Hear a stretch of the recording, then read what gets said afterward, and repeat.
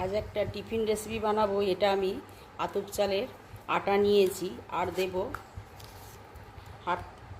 1/3 spoon লবণ দিলাম আর একটু ভেজিটেবল অয়েল দিয়ে 700 গরম জল দিয়ে একটা পাতলা ব্যাটার তৈরি করব। এই পিঠুন একদম এরকম পাতলা ব্যাটার হবে, একেবারে পাতলা ব্যাটার হবে। যখন তাওয়া বসিয়ে নিয়েছি, সামান্য ভেজিটেবল অয়েল দেব, ব্রাশ করে নেব হালকা করে। এবার আমি এই ব্যাটারটা দিয়ে দেব।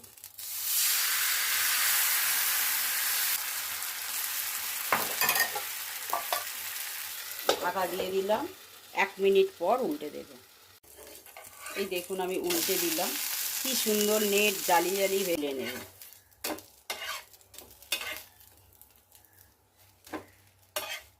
এইভাবে